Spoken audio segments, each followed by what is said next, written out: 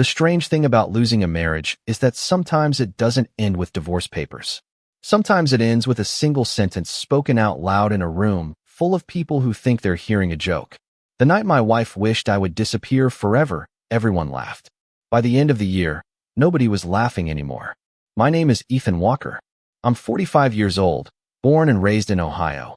And for most of my life, I believed that if you showed up for the people you loved, they would eventually notice. Looking back now, I realize how wrong I was. It happened on a Friday night in late September. The kind of evening where the air carried just enough chill to remind you summer was over. Melissa and I were attending a dinner party at our neighbor's house. Nothing fancy, just 12 people gathered around a long wooden table on a back patio lit by strings of warm lights. There were burgers on the grill, country music playing softly from a speaker, and glasses of wine scattered across the table. The kind of suburban gathering we'd attended hundreds of times over the years. Melissa looked beautiful that night. She always did. Her blonde hair rested neatly on her shoulders, and she wore a navy blue sweater that made her eyes stand out under the patio lights. People gravitated toward her naturally. She had that gift. She could walk into a room and become the center of it within minutes. I used to admire that about her. That evening, I mostly watched. Conversations drifted from work to politics to vacations. Laughter rolled across the table in waves. At some point, someone started joking about marriage. The usual stories. Husbands forgetting anniversaries. Wives buying too many decorations for the house. Harmless stuff. Then Melissa took a sip of wine and leaned back in her chair. The smile on her face seemed casual, relaxed, comfortable. She looked around the table and said, "Honestly, his presence irritates me sometimes. I wish he'd disappear forever." For half a second, everything went quiet. Then the table exploded with laughter. Someone nearly spilled their drink. Another person slapped the table. One of our neighbors joked that she'd finally said what every married person secretly thought. More laughter followed. Melissa laughed too. Loudly. Easily. Like she'd delivered the perfect punchline. I sat there holding a glass of iced tea. I remember staring at the condensation running down the side of the glass. A single drop slid onto my hand. Nobody noticed that I wasn't laughing. Nobody noticed that I wasn't speaking. Maybe that's because nobody had been noticing me for a long time. Melissa eventually looked toward me. "Oh, come on," she said with a grin. "You know I'm kidding." Everyone smiled and waited for me to play along. To laugh. To make the moment comfortable. To reassure them that everything was fine. I smiled. Not because it was funny. Because after 20 years of marriage, I had become very good at hiding disappointment. "Of course," I said quietly. "I know." The conversation moved on immediately. New topics, new jokes, new laughter. But something stayed behind at that table. Something invisible. Something important. The rest of the evening passed like a blur. I listened more than I talked. The food tasted bland. The music sounded farther away than it should have. Every now and then I caught Melissa laughing with her friends. She looked happy, completely unaware that her words had landed differently than she intended. Or maybe she was aware. I still don't know which possibility hurts more. Around 10:30, we said our goodbyes and walked to the car. The autumn air felt colder now. Melissa climbed into the passenger seat and immediately started scrolling through her phone. Streetlights reflected across the windshield as I started the engine. Neither of us spoke for several minutes. The silence wasn't unusual. Married people spend enough years together, and silence becomes its own language. But that night felt different. Heavier. I kept hearing her voice in my head. "His presence irritates me. I wish he'd disappear forever." Most people think life-changing moments arrive with warning signs. They don't. Sometimes they arrive disguised as casual comments spoken between bites of dinner. Sometimes they arrive hidden inside laughter. As we drove through the quiet suburban streets, Melissa suddenly laughed at something on her phone. The sound startled me. Not because it was loud. Because it reminded me of the woman she used to be. The woman who once reached for my hand during long drives. The woman who once smiled when I walked into a room. Somewhere along the way, that woman had disappeared. And for the first time, I found myself wondering if maybe I had disappeared first. When we pulled into the driveway that night, the porch light was still on. It cast a soft yellow glow across the front yard, illuminating the flower beds Melissa used to spend entire weekends tending. I shut off the engine and sat there for a moment with my hands resting on the steering wheel. The neighborhood was quiet. A dog barked somewhere in the distance. A television flickered behind a window across the street. Everything looked normal. That was the strange part. The outside world never seems to notice when something important breaks. Melissa opened her door and stepped out without waiting for me. She walked toward the house while still looking at her phone, her face lit by the screen. I followed a few steps behind. 20 years earlier, we would have walked side by side. 20 years earlier, she would have slipped her arm through mine before we reached the front door. Little things disappear slowly in a marriage. You do not notice them leaving one at a time. You only notice the emptiness after they are gone. Inside, Melissa kicked off her shoes and headed straight for the kitchen. I hung my jacket on the same hook I had used for nearly 15 years. The familiar routine felt strangely distant, like I was watching someone else's life unfold. She opened the refrigerator, grabbed a bottle of sparkling water, and glanced toward me. "You were quiet tonight," she said. I looked at her for a second. There was no concern in her voice. No curiosity, just observation. Like someone commenting on the weather. "Was I?" I asked. She twisted the cap off the bottle. "A little." Then she shrugged. "You are probably tired." That was it. The entire conversation. I nodded and walked upstairs. In our bedroom, I changed into an old gray t-shirt and sat on the edge of the bed. The room was clean and orderly. Family photos lined the dresser. Vacation pictures. Holiday gatherings. Smiling faces frozen in happier years. I picked up one frame and stared at it. It was from a trip to Cape Cod almost 12 years earlier. Melissa was laughing. I was standing beside her with my arm around her shoulders. Looking at the picture felt like looking at two strangers who happened to share our names. Around midnight, Melissa came upstairs. She brushed her teeth, set her phone on the nightstand, and climbed into bed. Within minutes, her breathing settled into a steady rhythm. Sleep came easily to her. It did not come to me. I stared at the ceiling and listened to the quiet sounds of the house. The hum of the air conditioner, the occasional creak of settling wood, the distant sound of a car passing outside. At 2 a.m, I finally got up and walked downstairs. The kitchen was dark except for the faint glow of the microwave clock. I poured myself a cup of coffee, even though I knew it would keep me awake. Then I sat alone at the dining room table. It was the same table where we had celebrated birthdays, hosted Thanksgiving dinners, and helped nieces and nephews with homework. A lifetime of memories lived inside that wood. Yet somehow the room felt empty. I wrapped both hands around the mug and let the heat settle into my palms. Then I started remembering things. Not major events. Small moments. The kind people overlook until years later. Melissa forgetting my birthday dinner because she was busy with coworkers. Melissa rolling her eyes when I told a story at a family gathering. Melissa introducing me as my husband Ethan, with the same enthusiasm someone might use introducing a neighbor they barely knew. None of those moments seemed important by themselves. Together, they formed a pattern I could no longer ignore. The truth arrived slowly, painfully, like sunrise through heavy clouds. I had spent years making myself smaller, easier to overlook, easier to dismiss, easier to take for granted. Every compromise felt reasonable when it happened. Every sacrifice seemed temporary. One day becomes 1 month. 1 month becomes 1 year. Then suddenly 2 decades have passed. And you realize the person sitting across from you stopped seeing you a long time ago. At 3:30 in the morning, I opened a drawer near the refrigerator and pulled out an old notebook. It was filled with household information, utility accounts, insurance policies, repair schedules, appointment reminders, pages and pages of things that kept our lives running smoothly. Things nobody ever thanked me for because nobody ever noticed them. I flipped through the pages and felt something unexpected. Not anger, not sadness, clarity. For the first time in years, my thoughts felt calm, focused, certain. Outside, the first hints of dawn were beginning to soften the darkness. I closed the notebook and stared out the kitchen window at the empty street. Somewhere between midnight and sunrise, a decision had quietly begun forming inside me. I could not name it yet. I could not fully explain it. But I knew one thing with absolute certainty. If someone spends enough years treating you like you do not matter, eventually you stop fighting to prove that you do. The next morning arrived with the smell of fresh coffee and the familiar sound of Melissa getting ready for work. Sunlight spilled across the kitchen counters, turning everything warm and ordinary. If someone had walked into our house that morning, they would have seen a perfectly normal couple beginning a perfectly normal day. That is the thing about quiet unhappiness. It hides in plain sight.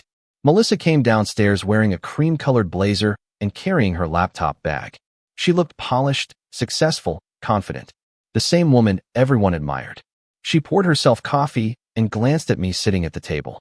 "You are up early," she said. "Could not sleep," I answered. She nodded absent-mindedly and checked something on her phone. That was the entire exchange. 20 years together, and our conversations had somehow become shorter than commercials. A few minutes later, she grabbed her keys and headed for the door. "See you tonight," she called. I watched her leave through the front window. Her SUV backed out of the driveway and disappeared around the corner. Then the house became silent. Not peaceful, silent. There is a difference. I spent the morning moving through familiar routines. I loaded the dishwasher, paid a few utility bills, returned a call from the insurance company. The same invisible work I had been doing for years. Around noon, I stopped in the middle of the laundry room and looked around. Shelves lined with cleaning supplies, organized storage bins, labels written in my handwriting. Everything running smoothly because someone made sure it did. Most people only notice a system when it breaks. They never notice the person maintaining it. That afternoon, I drove across town to a small diner near the river. It was the kind of place where retirees drank coffee for hours and waitresses remembered your order without asking. I sat in a booth by the window and watched people pass outside. A young father carried a sleeping toddler across the parking lot. An older couple shared a slice of pie. Life moved forward in every direction. For the first time in years, I asked myself a question I had spent decades avoiding. If nobody needed anything from me, who was I? The answer should have been easy. Instead, it frightened me. Somewhere along the way, I had become a role instead of a person. Husband, problem solver, provider, organizer, reliable guy. Every label described what I did for other people. None described me. When I returned home later that afternoon, I found myself standing in the garage longer than necessary. My old fishing gear hung neatly on one wall. A set of golf clubs sat untouched in the corner.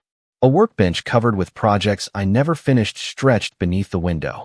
Years earlier, I used to spend entire weekends building things. Small furniture, shelves, birdhouses. I loved working with my hands. Then life became busy. Melissa's career accelerated. Responsibilities multiplied. Hobbies disappeared one by one. Looking around that garage felt like visiting a museum dedicated to a younger version of myself. The realization stayed with me through the evening. When Melissa came home, she talked about a presentation at work, a client meeting, a coworker who annoyed her. I listened and nodded at the appropriate moments. She never asked how my day had been. Not because she was cruel, not because she intended to hurt me. She simply did not think about it. And that realization hurt more than anger ever could. After dinner, she settled onto the couch with her tablet. I sat across the room pretending to watch television. Every few minutes, she laughed at something she was reading. The sound echoed through the living room. Once upon a time, hearing her laugh made me happy. Now it reminded me how far away she felt. Around 9 o'clock, she looked up and said, "You are quiet again." I smiled slightly. "Just thinking." She returned her attention to the screen. "You think too much." Then she laughed softly and kept reading. The comment was harmless, maybe even playful, yet it landed differently than she intended. Because she was right. I had started thinking, really thinking, for the first time in years. That night, after she went upstairs, I remained in the living room alone. The television flickered silently in front of me. Family photos lined the mantel above the fireplace. 20 years of memories frozen inside wooden frames. I stared at them for a long time. Then I realized something that changed everything. Every photograph captured moments from our life together. Vacations, holidays, celebrations. Yet looking at them, I could not remember the last time Melissa looked at me the way she did in those pictures. Somewhere between those smiles and this silence, we had become strangers sharing an address. And as I sat there listening to the steady ticking of the clock on the wall, I felt the first unmistakable pull toward a future that did not include asking anyone to see my value ever again. The decision did not arrive all at once. It settled in slowly over the next few days like dust collecting on forgotten furniture. Nothing dramatic happened. There were no arguments, no slammed doors, no emotional confrontations. Melissa continued living exactly as she always had. She went to work, met friends for lunch, answered emails during dinner, laughed at messages on her phone. The rhythm of our life remained unchanged. Only I had changed. Once you see the truth, it becomes impossible to unsee it. The following Tuesday morning, I woke before sunrise and sat on the back porch with a cup of coffee. The neighborhood was still asleep. Porch lights glowed softly in the darkness. A cool October breeze moved through the trees. For years I had started my mornings solving problems. What needed fixing? What bill needed paying? What appointment needed scheduling? That morning I did something different. I started making a list. Not a list of responsibilities. A list of possibilities. The idea felt strange at first. Almost selfish. I had spent so many years building my life around everyone else's needs that I barely remembered what my own looked like. I wrote down places I had always wanted to visit. Small coastal towns. Quiet lakes. Mountain communities where nobody knew my name. Then I wrote down things I missed doing. Fishing before sunrise. Reading books without interruption. Building furniture in a garage workshop. Taking long drives without explaining where I was going. The list grew longer than I expected. By the time the sun appeared above the rooftops, I felt something I had not experienced in years. Anticipation. Later that week, I found myself driving to the local marina after lunch. I had not been there in almost a decade. The water reflected the afternoon sunlight like polished glass. Boats rocked gently against their slips.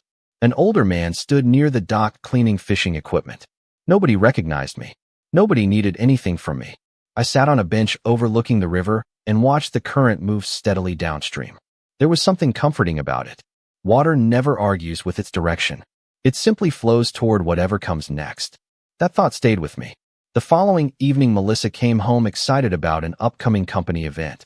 She spent nearly 20 minutes talking about guest lists, presentations, and networking opportunities. I listened carefully. When she finished, she smiled and asked, "What do you think?" The question surprised me because it had become so rare. I considered my answer for a moment. "I think you sound happy," I said. She smiled. "I am." Then her phone buzzed, and the conversation ended. Once again, she disappeared into her screen. I sat quietly across from her and realized something important. Melissa was not intentionally trying to hurt me. She simply no longer saw me clearly. Maybe she had not for years. People often imagine neglect as cruelty. Sometimes it is something much quieter. Sometimes it is indifference that grows slowly enough for nobody to notice. By Friday afternoon, I had opened a separate checking account. Nothing secretive. Nothing dishonest. Just practical preparation. The process took less than 15 minutes. The banker asked routine questions. I signed routine paperwork. Yet when I walked back to my car, the crisp envelope in my hand felt heavier than it should have. It represented something larger than money. It represented movement. Forward movement. That night, Melissa attended dinner with coworkers. I stayed home alone. The house felt unusually peaceful. I ordered takeout from a small barbecue restaurant across town and ate dinner at the kitchen table. No television. No background noise. Just silence. For the first time in years, the silence did not feel lonely. It felt honest. After dinner, I walked through the house room by room. The living room. The guest bedroom. The garage. The hallway lined with family photographs. Each space conta. 3 weeks later, I rented a small mailbox 20 miles away. It was not dramatic. It was not part of some secret plan. It was simply another quiet step toward independence. The woman behind the counter handed me a key attached to a plastic tag, and I slipped it into my pocket beside my car keys. Driving home afterward, I realized how strange it felt to make a decision that belonged entirely to me. Nobody needed my approval. Nobody expected an explanation. The feeling was unfamiliar, but surprisingly peaceful. Autumn settled deeper across Ohio. Mornings arrived wrapped in fog. Trees along the roads glowed with shades of gold and red. Every day looked like a postcard. Yet inside our house, life continued exactly as before. Melissa stayed busy with work. Her schedule seemed fuller than ever. Some evenings, she came home energized from meetings and networking events. Other nights, she barely looked up from her laptop during dinner. I watched it all with a new perspective. For years, I had interpreted her distance as a problem I needed to solve. Now I saw it differently. Not every problem belongs to the person suffering from it. One Saturday morning, Melissa announced she would be spending the afternoon with friends from work. She seemed excited. She talked about a new restaurant downtown and a charity event they were planning. I smiled and told her to have fun. She left around noon. The house grew quiet after her car disappeared down the street. Instead of sitting at home, I drove 2 hours north to a lakeside town I had discovered online. The place was small. One main street. A few local shops. A diner overlooking the water. Nothing remarkable. Yet the moment I arrived, I felt lighter. I spent the afternoon walking along the shoreline. Boats drifted lazily across the lake. Families strolled along the docks. Nobody knew my history there. Nobody saw me as a husband, a provider, or a dependable problem solver. I was simply a man walking beside the water on a cool autumn afternoon. At one point, I stopped near a small real estate office. Properties were displayed in the front window. Cabins, lake houses, small cottages tucked among trees. I stood there longer than necessary. Not because I planned to buy anything. Because for the first time, I could actually picture another life. The image stayed with me during the drive home. That evening, Melissa returned from her outing smiling. She told me stories about coworkers, fundraising plans, and restaurant recommendations. I listened politely. Then she asked a question that caught me off guard. What did you do today? It took a second to answer because she had not asked that question in a very long time. I went for a drive, I said. She nodded. Sounds relaxing. Then the conversation ended. She never asked where I went. Never asked why. The realization was not painful anymore. Just informative. Like reading a weather report. A few days later, while organizing files in my home office, I came across old journals stored in a cabinet drawer. Most were nearly 20 years old. I opened one at random and began reading. The pages were filled with goals, plans, dreams, ideas for future projects, places Melissa and I wanted to visit someday, businesses I considered starting, skills I hoped to learn. As I turned the pages, I noticed something heartbreaking. The man who wrote those entries believed his future was still expanding. Somewhere over the years, that expansion had quietly stopped. Responsibilities replaced possibilities. Survival replaced curiosity. Obligation replaced joy. I closed the journal and sat silently for several minutes. Then I opened a blank notebook and started writing again. New goals, new places, new ideas.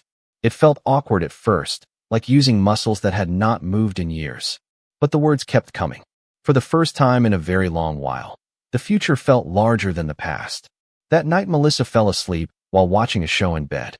Her tablet rested on her chest. The glow from the screen illuminated her face softly in the darkness. I looked at her and felt something unexpected.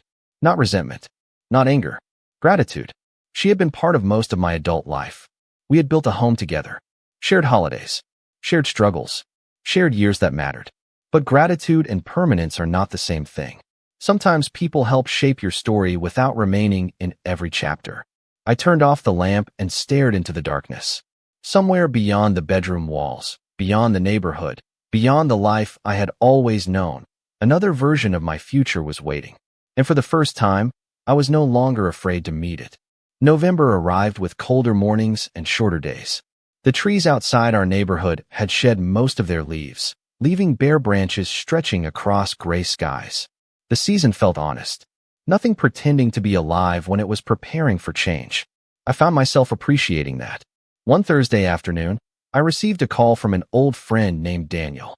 We had worked together years earlier and had stayed in touch through occasional holiday cards and phone calls.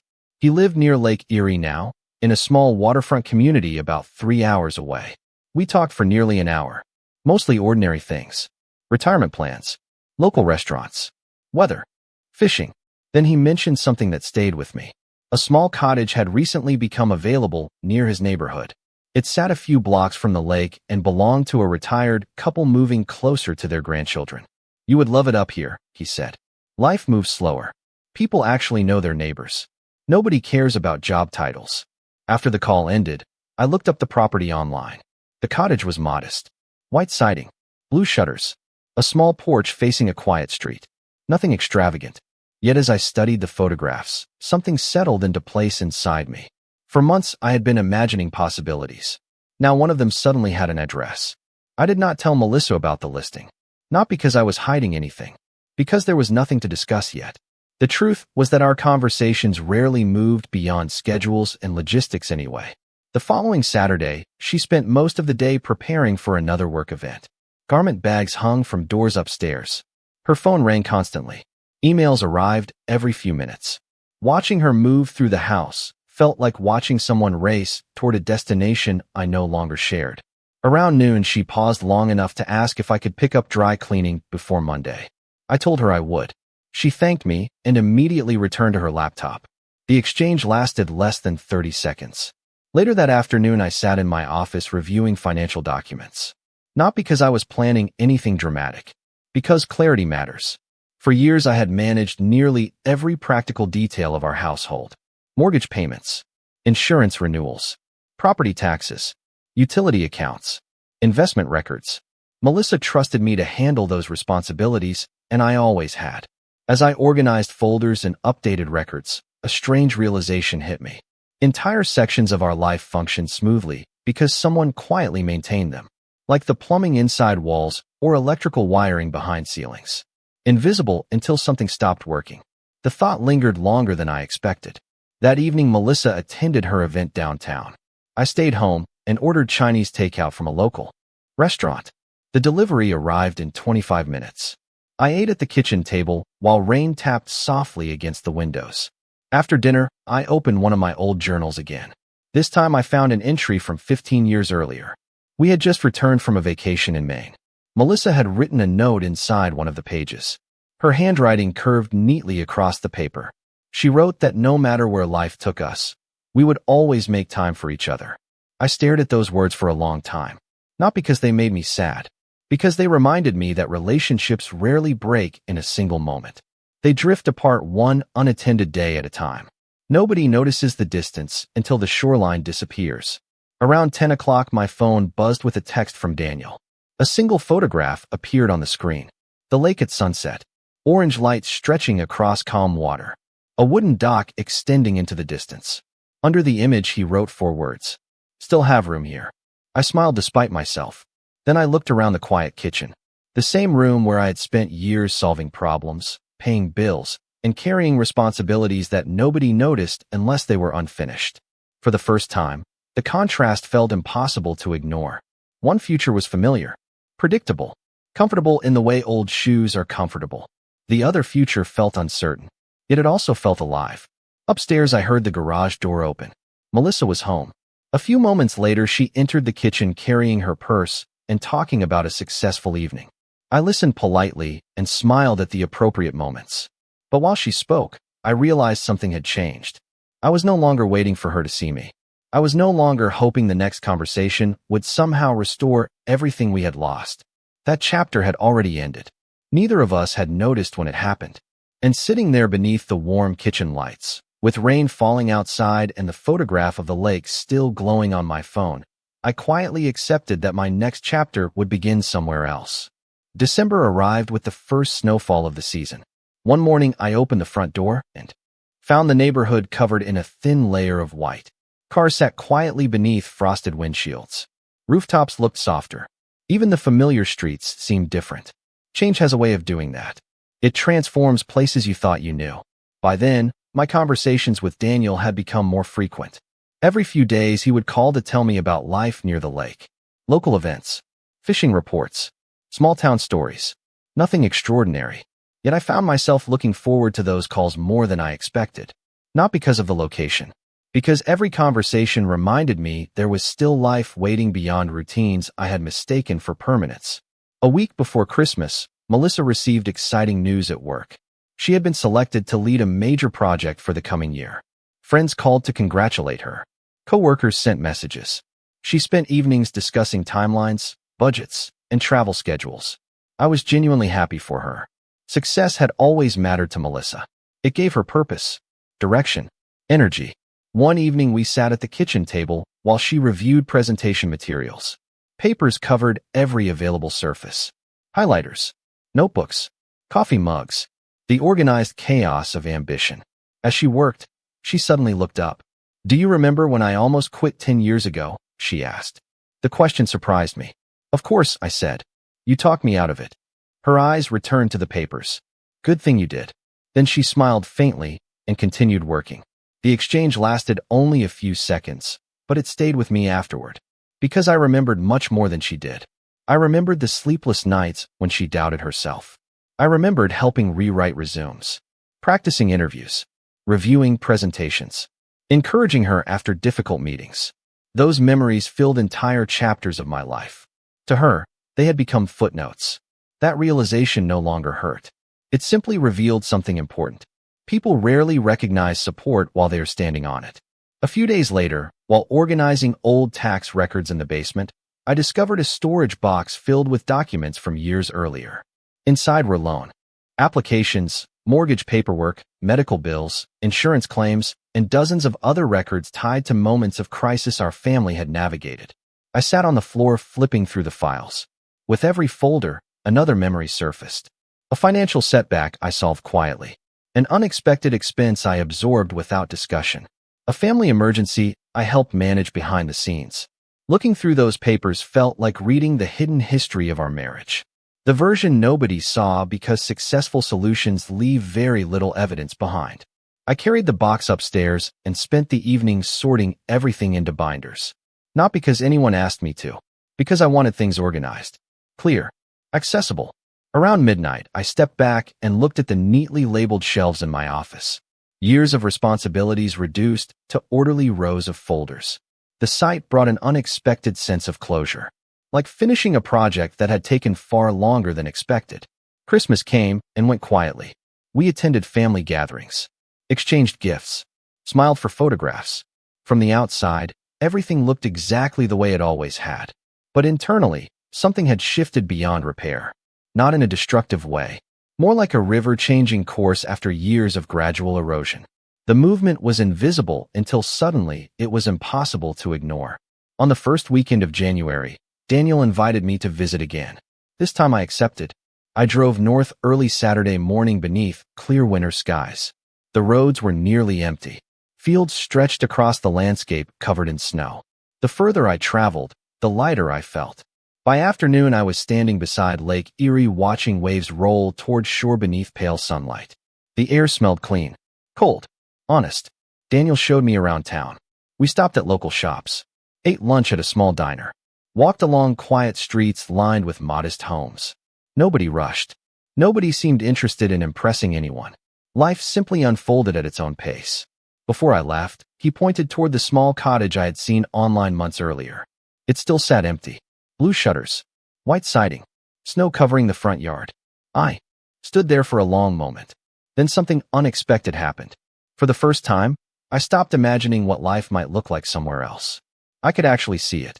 And as I drove home that evening with the winter sunset glowing orange across the horizon, I realized the future no longer felt like an abstract idea. It felt like a destination steadily moving closer with every passing mile. By February, the decision was no longer a possibility. It had become a plan. I did not announce it. I did not argue about it. I simply started preparing for it the same way I had prepared for every important responsibility in my life, quietly. Winter still held Ohio in its grip. Snowbanks lined the streets. Bare trees stood against gray skies. Most mornings began with the scrape of ice against windshields and the hum of furnaces working overtime. Inside our house, life continued along its familiar track. Melissa threw herself deeper into work than ever before. The promotion had opened new doors, and she moved through them with the determination that had always defined her. Conference calls started earlier. Business trips became more frequent. Her calendar looked like a battlefield covered in appointments and deadlines. One evening she arrived home, nearly 2 hours late.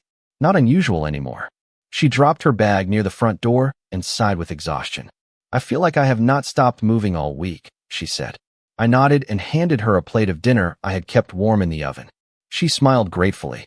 "I do not know what I would do without you." The words hung in the air longer than she intended.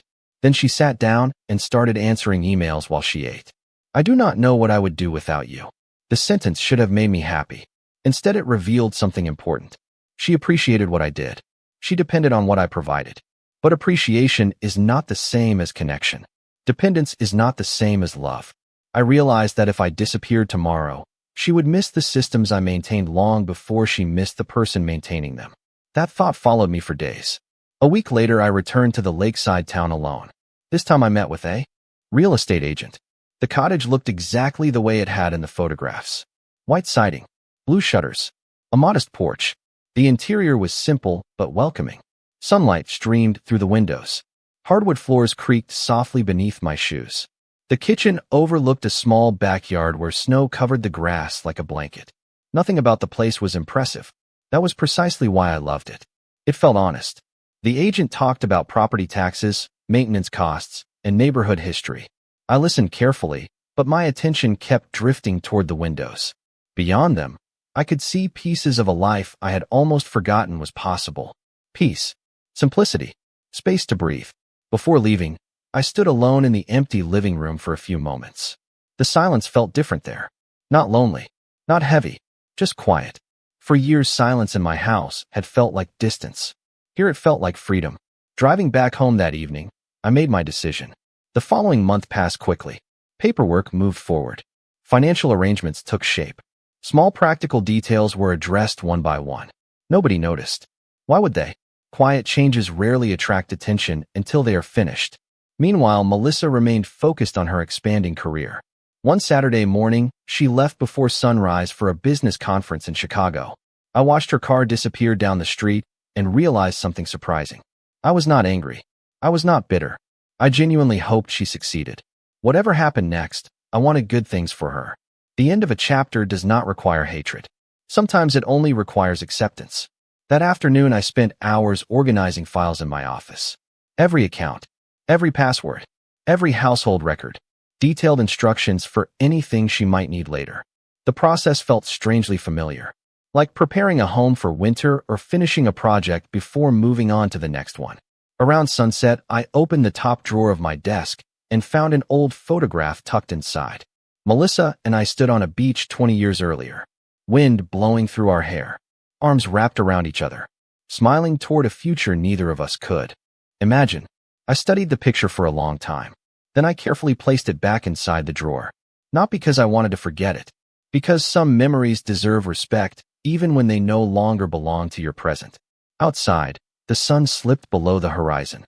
The room gradually darkened around me. I sat alone listening to the quiet hum of the house. For the first time in years, I knew exactly where I was going. And even more importantly, I knew why. The day I left arrived on a quiet Tuesday in early March. There was no storm, no dramatic argument, no final confrontation waiting at the end of the driveway. The sky was clear. The air carried the first hints of spring. Birds moved through the trees outside our neighborhood as if nothing significant was happening. In a way, that felt appropriate. The most important decisions of my life had never been loud. They had always happened quietly. I woke before dawn and walked through the house one last time. The kitchen counters were clean. The living room looked exactly as it had for years. Family photographs still lined the hallway walls. Everything remained in its place. I stood there for several minutes, letting the familiar details settle into memory. Not because I was unsure, because gratitude deserved a moment of acknowledgement. This house had held 20 years of my life. It had witnessed holidays, celebrations, disappointments, and ordinary Tuesday evenings. It had been home. Around 6 o'clock, I loaded the last of my belongings into the truck. I was not taking much. A few personal items, important documents, clothes, tools, the notebooks I had started writing in again. Everything else could stay. Some people think starting over requires carrying your entire past with you. I had learned the opposite. Sometimes moving forward means leaving weight behind. Before leaving, I placed a folder on the kitchen table. Inside were account details, household records, contact information, and clear instructions for anything Melissa might need. Everything organized. Everything labeled. The same way I had always done things. Then I wrote a short letter. Not an angry letter. Not an accusatory one. Just the truth. I thanked her for the years we shared. I wished her success and happiness. And I explained that somewhere along the way I had stopped existing as a person inside my own life. I told her I needed to find that person again. When I finished writing, I folded the note and placed it inside the folder. Then I picked up my keys and walked out the front door. The drive north felt strangely peaceful. Mile after mile disappeared behind me. Familiar highways gave way to smaller roads. Small towns replaced crowded intersections. By late afternoon, I crossed into the lakeside community where Daniel lived. The water stretched toward the horizon beneath bright spring sunlight. Waves rolled steadily against the shore. Nothing rushed. Nothing demanded attention. For the first time in years, my shoulders felt lighter. Daniel helped me settle into the cottage. The place looked exactly as I remembered. Sunlight poured through the windows. The room smelled faintly of fresh paint and cedar. That evening we sat on the porch drinking coffee while the sun lowered toward the lake. Neither of us talked much. Some moments do not require conversation. The following morning, my phone rang. Melissa. I stared at the screen for several seconds before answering. Her voice sounded confused, then worried, then emotional. She had found the folder, found the letter, found the empty closet and garage. Why did you not tell me? She asked quietly. I looked out toward the water. Because I have been trying to tell you for years, I said. Silence filled the line. Not angry silence. The kind that arrives when someone finally hears something they missed before. She asked where I was. I told her. She asked if I was coming back. I took a long breath before answering. No. More silence followed. Then she began asking questions. Practical questions at first, then personal ones. Questions she had not asked in years. How long had I been feeling this way? When did I decide? Why had I never said anything? The truth was complicated, yet the answer felt simple. Because eventually I stopped believing anyone wanted to hear it. We spoke for nearly an hour. Neither of us raised our voices. Neither of us blamed the other. There was sadness in the conversation. Regret too. But there was also honesty. For the first time in a very long time. When the call ended, I sat alone on the porch watching sunlight dance across the lake. A few weeks later, Melissa visited. We met at a small coffee shop near the waterfront. She looked different somehow. Not physically. More thoughtful. More aware. We talked for 2 hours. About our marriage. About the years that had passed. About mistakes both of us made. At one point, her eyes filled with tears. She admitted she had taken my presence for granted. She admitted she had stopped seeing the man behind all the things I did. I listened quietly. Then she asked if there was any chance we could start over. I looked through the window toward the lake beyond the street. The water moved steadily beneath the afternoon sun. Calm, certain, beautiful. Finally, I turned back toward her and smiled gently. I think we already started over, I said. Just not in the same place. She lowered her eyes and nodded. I think part of her understood. We finished our coffee and walked outside. The distance between us was only a few feet, yet our lives now traveled in different directions. Before leaving, she looked at me one last time. There were 1,000 things neither of us said. Then she climbed into her car and drove away. I stood there watching until she disappeared around the corner. A year earlier, that sight would have broken my heart. Now it felt different. Not because I stopped caring, because I had finally learned something important. The value of a person does not disappear simply because someone else fails to see it. Sometimes the bravest thing you can do is stop asking for recognition and start building a life where your presence is no longer invisible. Then I turned toward the lake and walked home.